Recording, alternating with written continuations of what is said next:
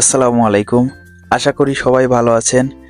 যারা মালয়েশিয়ার পাম বাগানের বেতন সম্পর্কে জানতে চান, আজকের ভিডিওটা তাদের জন্য। তাই বেশি কথা বাড়াবো না, শুধু একটাই অনুরোধ থাকবে, যারা আমার চ্যানেলে নতুন, ভিডিও ভালো লাগলে লাইক করবেন আর অবশ্যই চ্যানেলটাকে সাবস্ক্রাইব করবেন।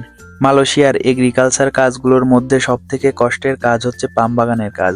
তবে কষ্ট হলেও আপনি যদি বুদ্ধি দিয়ে কাজ করতে পারেন তাহলে পাম বাগান থেকেও কিন্তু অনেক টাকা ইনকাম করতে পারবেন। মালয়েশিয়ার পাম বাগানে শ্রমিকেরা সাধারণত দুইভাবে কাজ করে থাকে। এক হচ্ছে ডেলি বেতন হিসাবে কাজ, যেখানে 50 টাকা, 60 টাকা, 70, 80 টাকাও হতে পারে। আর অন্যটি হচ্ছে কন্ট্রাক্টে কাজ, যেখানে আপনি কাজকে কন্ট্রাক্ট নিয়ে করতে পারবেন। তো প্রথমে আলোচনা করা যাক ডেলি বেতন হিসাবে কাজ। আপনি যদি নতুন এসে থাকেন তাহলে অবশ্যই আপনাকে প্রথম পর্যায়ে ডেলি বেতন হিসাবে কাজ দেয়া হবে, যেখানে আপনার প্রতিদিনের বেতন 50 টাকা অথবা 55 টাকা বেতন ধরা হবে।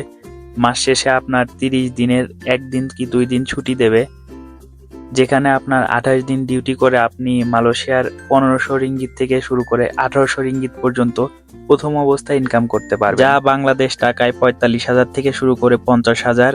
আর আপনি যদি ইন্ডিয়ান নাগরিক হয়ে থাকেন তাহলে আনুমানিক 35,000 মতো প্রথম অবস্থাতে। এবার আলোচনা করা যাক কন্ট্রাক্ট কাজের বিষয় নিয়ে। আপনি মালয়েশিয়ার পাম বাগানে বিভিন্ন সেক্টরে কন্ট্রাক্ট নিয়ে কাজ করতে পারবেন। এর মধ্যে অন্যতম দুইটি সেক্টর হচ্ছে ফল কাটা আর গাড়িতে ফল লোড করা।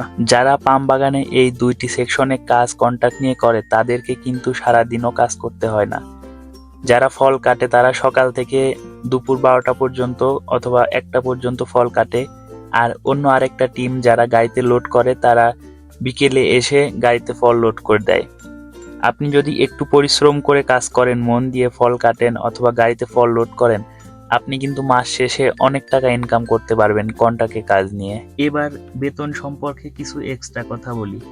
আপনার ইনকামটা মূলত নির্ভর করে কোম্পানির ওপর। আপনি কোন কোম্পানিতে কাজ করেন, সেই কোম্পানির বেসিক বেতন কেমন, সেই কোম্পানিতে ওভারটাইম দেয়া হয় কিনা, অথবা আপনার রবিবার যে ছুটির দিন সেই দিন আপনার কোম্পানি আপনার ডাবল বেসিক দেয় কিনা, সবকিছু নির্ভর করে এর ওপর। মালয়েশিয়ার বর্তমান পরিস্থিতি অনুযায়ী অনেক কোম্পানি কিন্তু তাদের শ্রমিকদেরকে ওটি দেয় না, অথবা অনেক সময় ফ্রিতে কাজ করিয়ে নেয়। তবে আপনার কোম্পানিটা যদি ভালো হয়, আপনি যে কোম্পানিতে আসবেন সেই কোম্পানি যদি ভালো হয়, আপনি কিন্তু অবশ্যই ভালো টাকা ইনকাম করতে পারবেন পাম বাগান থেকে। তাই পাম বাগানের ইনকাম নির্ভর করে আপনার কঠোর পরিশ্রম আর মালিকের সততার ওপর। তো এই ছিল আজকের ভিডিওটা মালয়েশিয়ার পাম বাগানের ইনকাম সম্পর্কে। আশা করি কিছুটা হলেও আপনারা বুঝতে পারছেন। ভালো থাকবেন সবাই, দেখা হচ্ছে নতুন আরেকটা ভিডিওতে।